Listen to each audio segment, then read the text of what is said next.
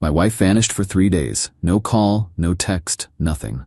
When she finally came home, she said, "I don't owe you explanations." I replied, "You're right." Then I handed her divorce papers and the PI report with photos. Her story changed immediately when I, 36 male, need to write this down while it's still fresh. My hands are shaking, but my head's never been clearer. Monday morning, my wife, 34, left for work like any normal day. Kissed me goodbye, said she'd pick up groceries on the way home. We'd been married 6 years. Good marriage, I thought. No major issues, talked about starting a family soon. She never came home. Called her phone at 7 p.m. Straight to voicemail. Called her work. They said she'd left at 5:30 p.m. Called her best friend, her sister, her parents. Nobody knew anything. Her mom started freaking out, wanted to call hospitals. I filed a missing person report Tuesday morning. Cops took it seriously at first. Married woman, no history of disappearing, phone off. They pinged her last location to a hotel downtown before the phone died. When I asked which hotel, they said they'd look into it. But here's the thing. The cop's face changed when he checked something on his computer. Got this look like pity, annoyance. He said, "Sir, sometimes adults need space. Give it 48 hours before we escalate." I knew what that meant. They found her phone active somewhere, probably checked hotel records, saw she checked in voluntarily. They weren't gonna do anything. Tuesday afternoon, I called a PI. Guy named Raymond, came recommended by a divorced coworker. Told him everything. He said he'd start immediately and get back to me within 24 hours. Most of these cases, he said, are exactly what you're afraid they are. I'm sorry. Couldn't sleep Tuesday night. Wednesday morning, Raymond called. Found her. She's at the Westfield Hotel, room 308. Checked in Monday evening. She's not alone. My stomach dropped. Who is she with? Male, approximately 32 to 35. Arrived Monday evening, stayed both nights. They've left the room together twice. Dinner Tuesday night, breakfast Wednesday morning. You want photos? Everything. He emailed me 23 photos. My wife having dinner with some guy I'd never seen. Laughing. Holding hands across the table. Kissing in the hotel parking lot. Entering the room together. The last photo was time-stamped Wednesday 2:47 p.m. Both of them in the hotel lobby with luggage, hugging goodbye. I called Raymond back. How fast can you write up a report? Have it to you by 5 p.m. You want me to keep following her? No, I got what I need. Went straight to a divorce attorney's office. Explained everything. She reviewed the PI report Raymond sent over. Looked at the photos. This is pretty clear-cut adultery, she said. In this state, that matters for division of assets. You own the house? Bought it 2 years before we married. She's not on the title. My inheritance money. Good. Any joint accounts? No, separate finances. She insisted on it when we got married, said it was more modern. The lawyer actually smiled. That's going to work in your favor. I can have papers drawn up by end of business today. You want to move fast? Fast as possible. Got home at 6 p.m. The papers were already in my email. Printed 2 copies. Set them on the kitchen table with the PI report and photos in a neat manila folder. My wife walked in at 6:47 p.m. She looked fine. Not guilty, not stressed, just normal. Set her purse down, kicked off her shoes. Hey, she said, like nothing happened. I was sitting at the kitchen table. Hey, she walked to the fridge, grabbed a water. What's for dinner? Where were you? She turned around, took a sip. I needed some space, clear my head. For 3 days, without telling me? Her face shifted, got this defensive look. I'm allowed to have time to myself. I don't need to report my every movement to you. I filed a missing person report. She rolled her eyes. That's so dramatic. I'm a grown woman. Your mom's been calling hospitals. Then you should have told her I was fine. I didn't know you were fine. You turned off your phone. She set the water bottle down hard. Look, I'm not doing this. I needed space. I took it. I don't owe you explanations for everything I do. And there it was. The line I knew was coming. I stood up. You're right.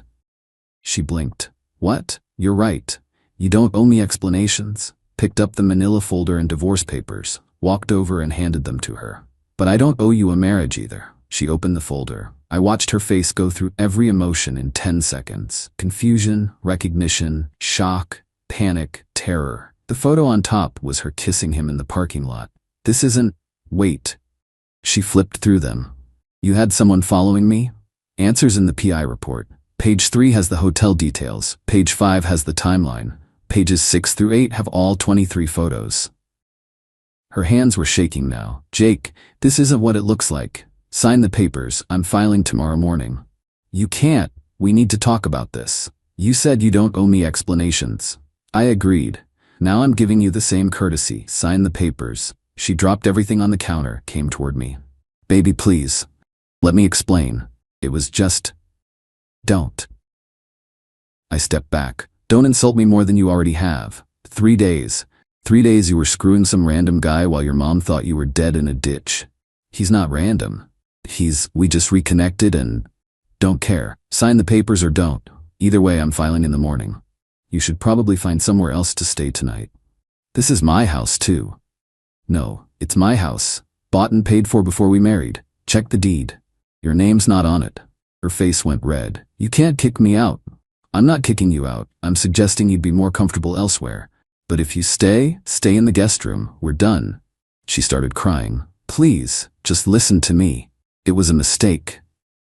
A 3-day mistake where you checked into a hotel and lied to everyone who cares about you? I was confused. About us, about everything. And now you're not confused anymore? No, I mean, yes. I want to be here. With you. This meant nothing.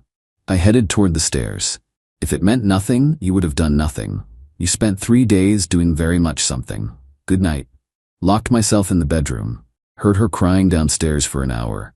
Then heard her on the phone, voice muffled. Then heard the front door slam. Checked the window. Her car was gone. My phone buzzed.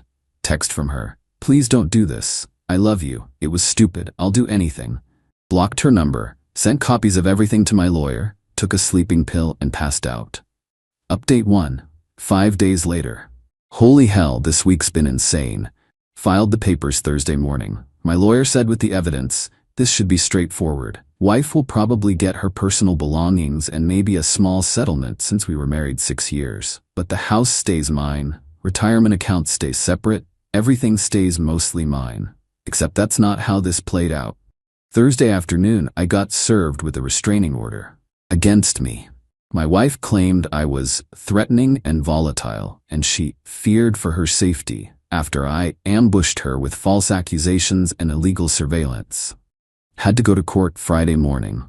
She showed up with a lawyer and her sister, both crying, both looking at me like I'm a monster. Her lawyer argued that hiring a PI was obsessive stalking behavior, and the photos were obtained through illegal means. They weren't. Raymond's licensed. Said I emotionally manipulated her and she felt unsafe in her own home. My lawyer presented the timeline. Wife disappeared without warning. I filed a missing persons report. Hired a PI after police basically shrugged. PI observed her in public spaces and hotel common areas, all legal. Judge looked at the photos. Looked at my wife. Looked at me. Ma'am, your husband hired an investigator after you disappeared for 3 days. The photos show you engaged in what appears to be an extramarital affair. While I understand this is uncomfortable for you, nothing about his actions constitutes harassment or stalking. Request denied. My wife started sobbing. Her sister glared at me. They left without a word. But here's where the entitlement really ramped up. Saturday morning, her dad showed up, banging on my door at 8 a.m. Open up, we need to talk man to man. Open the door. What do you want? He pushed past me. What I want is for you to stop this nonsense. You're embarrassing my daughter over a misunderstanding. A misunderstanding? She checked into a hotel with another man for 3 days. She was going through something. Women get emotional. You should have been there for her instead of spying on her. She told me she didn't owe me explanations. So? You're her husband. You work through it. By letting her cheat on me? He got in my face. You got proof she actually cheated? Saw them in bed together? Or just some innocent photos? I pulled up a photo on my phone. The one where they're clearly kissing, showed him. He barely looked at it. That's nothing. A kiss? You're throwing away a marriage over a kiss? A 3-day kiss at a hotel where they stayed in the same room both nights. You don't know what happened in that room. I know enough. Your daughter made her choice. Now I'm making mine. He changed tactics, got all sad and pleading. Son, she made a mistake. She knows it. She's devastated. Give her another chance. Think about the family we built together. She thought about our family while she was checking into hotels? Everyone deserves forgiveness. Sure, somewhere else, not in my house. He switched back to angry. You think you're so perfect? You were probably a terrible husband, drove her to this. That what she told you? That this is my fault? She said you've been distant, cold, working all the time. I work 8 to 5 Monday through Friday, home every night by 6. She knew my schedule when we got married, but yeah, me being cold definitely justifies secret hotel stays. He stabbed his finger toward me. You'll regret this. When you're alone and miserable, remember you threw away a good woman. I'll remember I divorced a cheater. Now get out of my house. This isn't over. Yeah, it is. Court date's next month. Tell your daughter to get a better lawyer. He left, slamming the door so hard a picture frame fell off the wall. Sunday, her mom and sister showed up, with suitcases. We're here to collect her belongings, the sister announced. Sure, make a list of what's hers. I'll have it ready by next weekend. We're getting it now. No, this is my house, and you're not walking around unsupervised taking whatever you want. Her mom started crying. How can you be so cruel? She's devastated. She should have thought about that before the Westfield Hotel. She explained that. She ran into an old college boyfriend, and they just caught up. Nothing happened. For 3 days? In a hotel room? They were talking. In bed? You don't know they were in bed. I literally laughed. Lady, I'm not stupid and neither are you. Stop insulting both of us. Her sister got nasty. You know what? She told me you were boring in bed anyway. That's probably why she needed something exciting. Cool. Hope exciting was worth half her stuff in the divorce. You're not getting everything. She deserves half that house. The house I bought before we met, that she's not on the title for? Good luck. She put work into that house. Picking out throw pillows isn't equity, sorry. The mom jumped back in. This is financial abuse. You're trying to leave her with nothing. She'll get what she's legally entitled to, which, according to my lawyer, isn't much given the whole adultery thing. We'll see what the judge says. Yeah, we will. Next month. Now leave before I call the cops for trespassing. They left screaming about lawyers and judges and how I'll pay for this. Monday I changed all the locks again. Added cameras at the front door and back door. Not taking chances. Got a text from an unknown number. You're making a huge mistake. I love you. Please can we just talk face to face? Blocked it. Another unknown number. It's me. I got a new phone since you blocked me. Please baby, I screwed up. I'll do anything. Blocked it. Third unknown number. Stop being childish. We're adults. We can work through this. Yeah. Blocked that too. My lawyer called Tuesday. They filed a counter petition demanding spousal support, half the house value, and compensation for emotional distress from my cruel actions. Can they get any of that? She laughed. They can ask, won't get it, but it'll drag things out a few more weeks while we respond. You good to wait? I've got time. Here's the thing. People keep asking if I feel guilty. If I'm being too harsh, if maybe I should give her a chance. No, she disappeared for 3 days. Didn't tell me, her parents, anyone. Let us all panic and worry. Then came home acting like it was no big deal, and she didn't owe anyone explanations. Then when caught, suddenly it's all mistakes and confusion and, can't we work through this? Nah, she showed me exactly who she is. I'm just responding accordingly. Next court date's in 3 weeks. Her lawyer's already trying to negotiate. My lawyer's response was basically, lol, no. This isn't over, but I'm weirdly calm about it, like I'm watching it happen to someone else. More updates coming. Update 2. 3 weeks later. Court was yesterday. Buckle up. So the past 3 weeks were a masterclass in escalating crazy. My wife apparently decided that if she couldn't guilt me, manipulate me, or cry at me, she'd just go nuclear. Week 1 after the last update, she started showing up at my work. Not inside, she'd wait in the parking lot. Just sitting in her car, watching the entrance. Security noticed her the second day and asked if I wanted them to intervene. I said only if she tries to come inside. She never did. Just sat there for hours. My coworkers started asking questions. I gave them the short version. Going through a divorce, she's taking it badly. Then she started following me to lunch. I'd drive to get food, she'd be 3 cars back. I'd park, she'd park across the street. Never approached me. Just watched. Creepy as hell. My lawyer sent a cease and desist, got a response from her lawyer basically saying she's allowed to be in public places. Week 2. The phone calls started.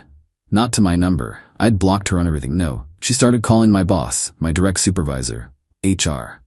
First call to my boss. Hi, I'm calling about one of your employees. I'm concerned about his mental state. He's been acting erratically and I'm worried about his judgment at work. My boss, bless him, asked who was calling. When she identified herself, he said, "Ma'am, I'm aware of your situation. Please direct any concerns through appropriate legal channels," and hung up. She called back 4 more times that day. He stopped answering.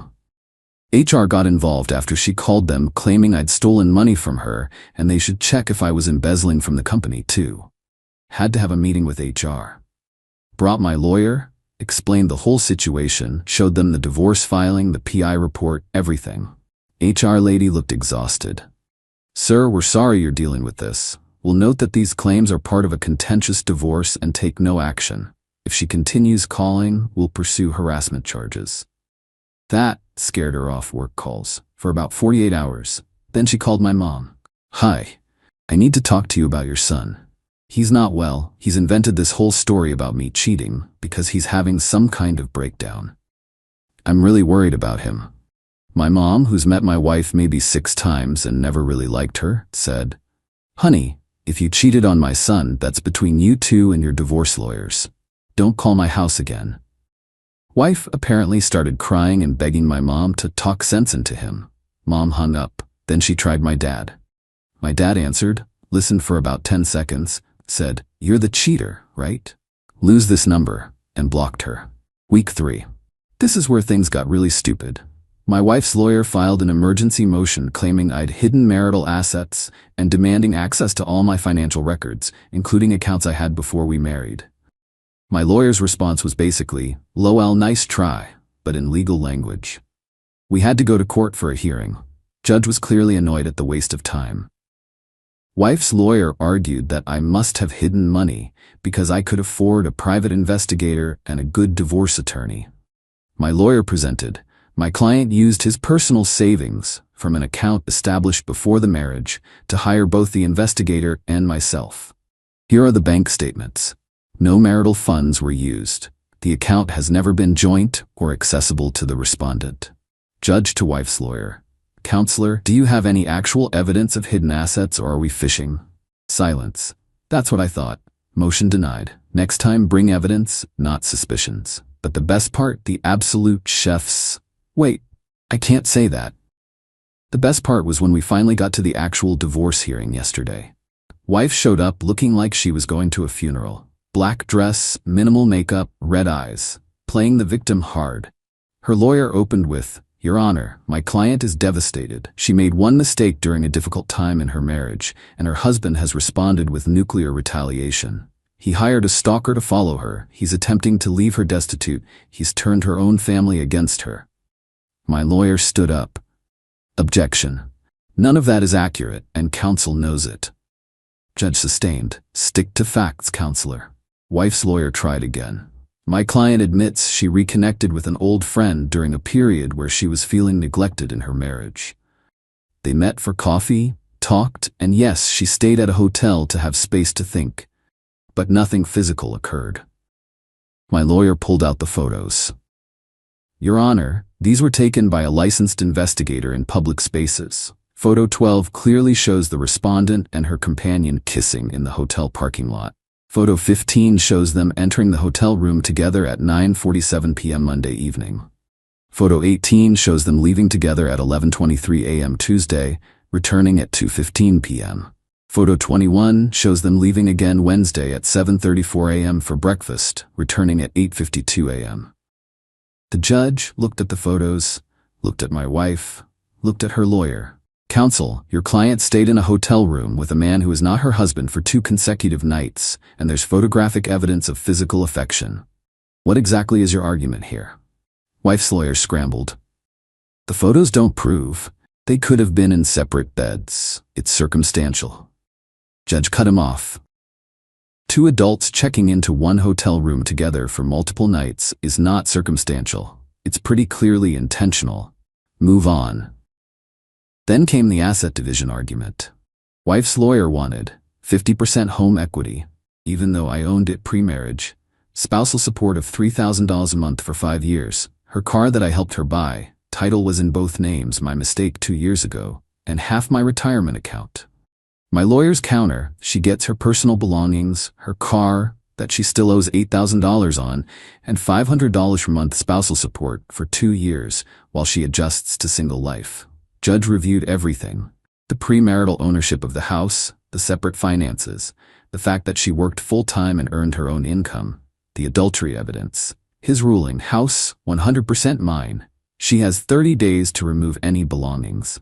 Cars, she keeps hers, I keep mine. She handles her own car payment. Retirement, all separate accounts stay separate. Spousal support, $750 a month for 18 months. Enough to help transition but not fund irresponsibility. Debt. All separate debts stay separate. My wife started crying. Her lawyer looked pissed, but not surprised. Judge, ma'am, you committed adultery and then tried to claim your husband's response to your betrayal was abuse. This court doesn't reward that behavior. You'll get enough support to transition to fully independent living. Be grateful for that. Outside the courthouse, her mom was waiting. Started screaming at me in the parking lot about how I'm an evil man who's destroying their family. I just got in my car and left. Got a text from yet another unknown number last night.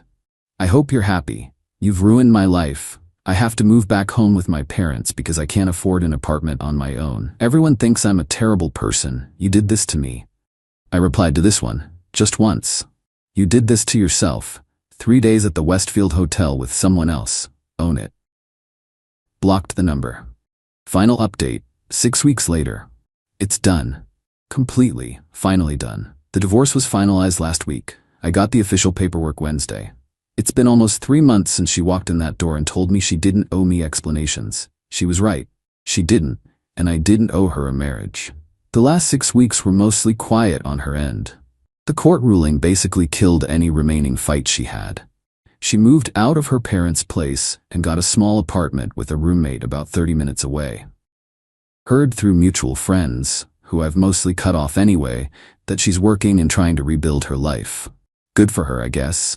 But the entitlement didn't completely die. Had a few final flare-ups. 2 weeks ago, I got a call from her sister. Somehow got my new number. I changed it after the divorce finalized. Hey, it's me. How'd you get this number? Doesn't matter. Look, I'm calling because I think you should know something. Not interested. She's really struggling, lost weight, crying all the time, can barely function at work. I think she's depressed. She should see a therapist. She needs closure. She needs to talk to you just once, face to face. She got closure in court. You're seriously gonna hold this over her forever? She made one mistake. A 3-day mistake. At a hotel, with someone else. People make mistakes when they're unhappy. You should have been a better husband. And there it was. Still my fault somehow.